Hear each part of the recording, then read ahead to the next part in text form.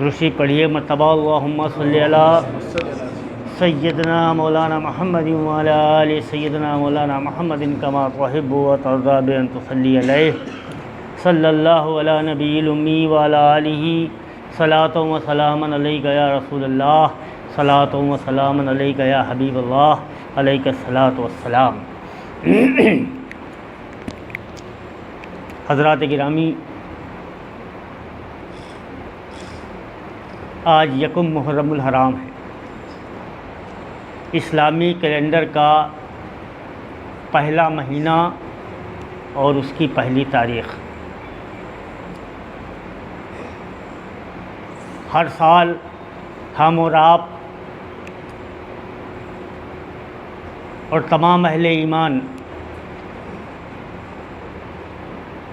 بلکہ مختلف قومیں اس مبارک مہینے کو یاد رکھتی ہیں۔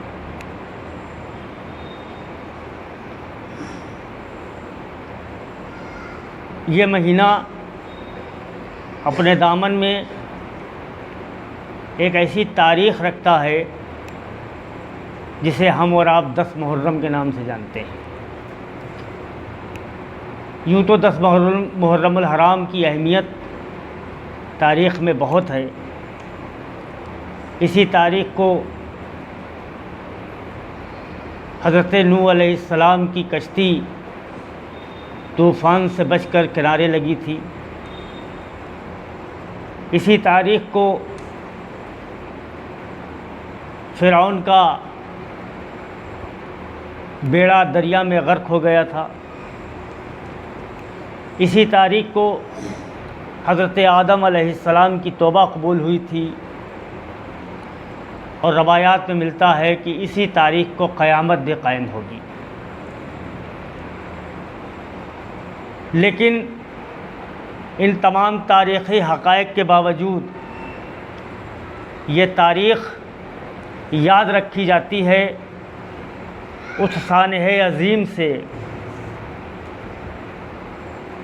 اس ظلم کی بے مثل کہانی سے جس کو ہم اور آپ شہادت امام حسین رضی اللہ تعالی عنہ کہتے ہیں، سمجھتے ہیں اور مانتے ہیں۔ واقعہ کربلا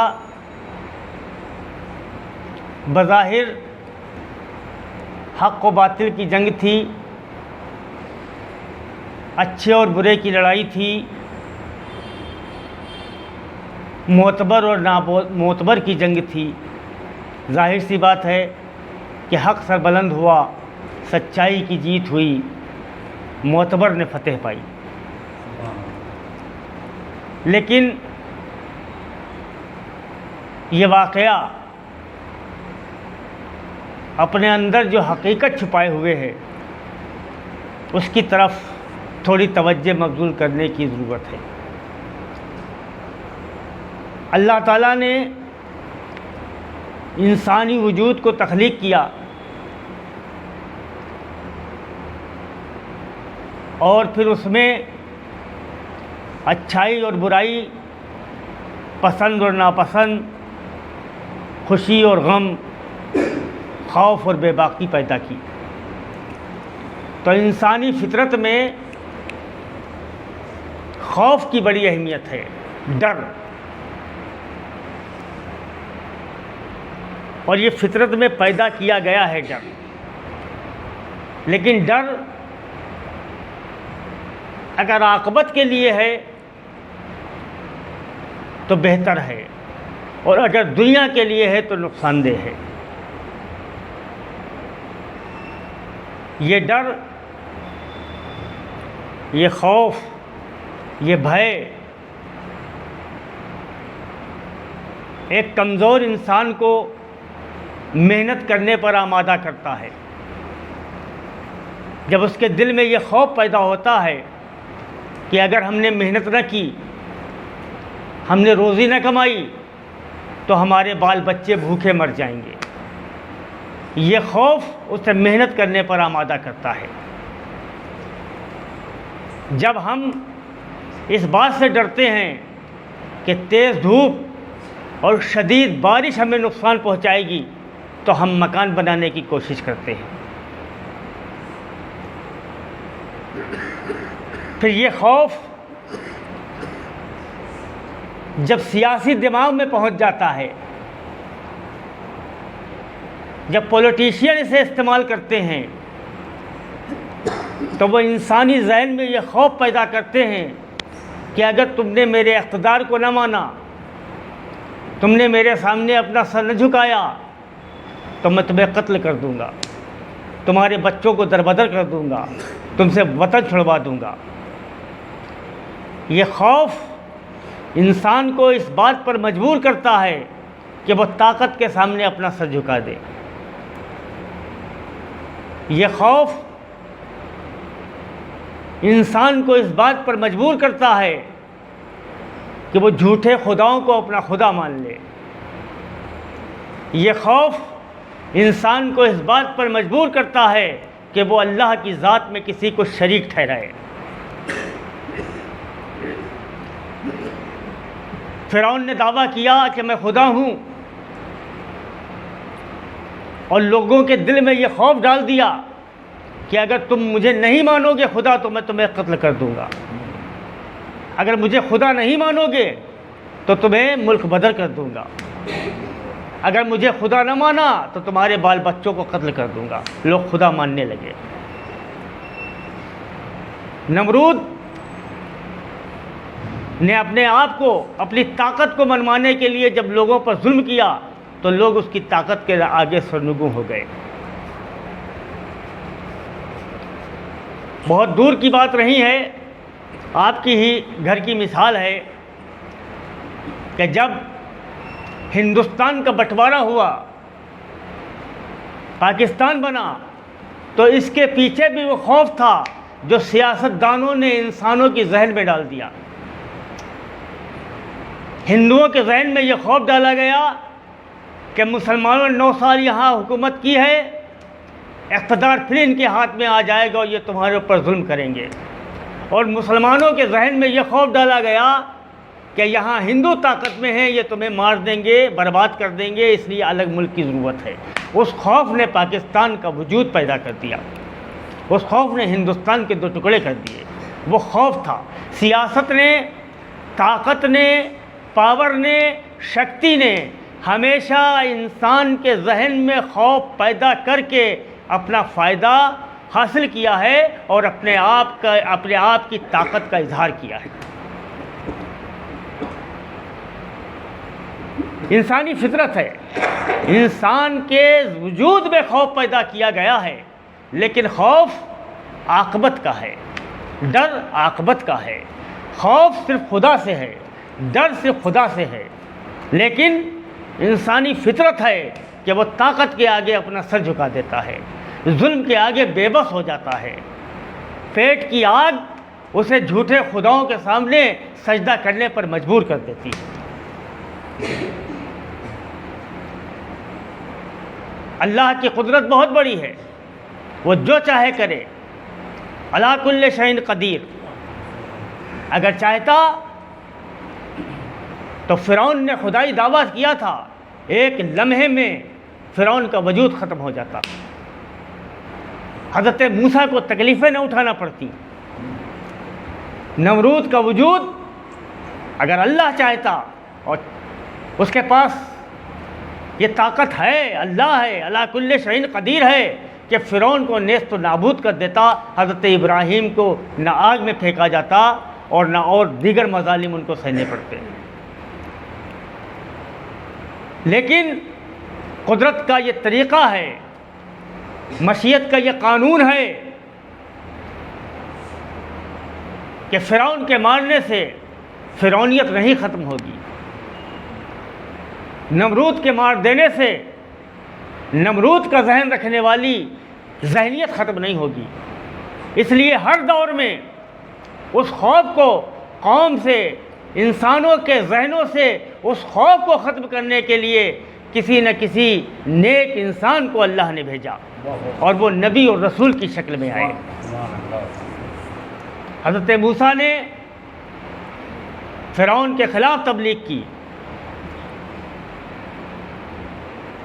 اور ایک وقت ایسا آیا کہ ایک بہت بڑا لشکر آپ کے پیچھے ہوا، ریگستان کو پار کیا، سامنے سمندر تھا، پیچھے فرعون کا لشکر تھا۔ انسانی ذہن کی آزمائش تھی، انسانی ذہن میں جو خوف ہے وہ اب بے خوفی میں تبدیل ہوا ہے یا نہیں ہوا ہے، اس کی آزمائش تھی۔ قوم نے حضرت موسیٰ سے کہا کہ آگے سمندر ہے، پیچھے فرعون کا لشکر ہے، ہم کیا کریں؟ ہم تم کو بھی اس بات کا مشورہ دیتے ہیں کہ تم فرعون کو خدا مان لو تو ہماری جان بچ جائے گی۔ انسانیت کے اندر خوف باقی تھا۔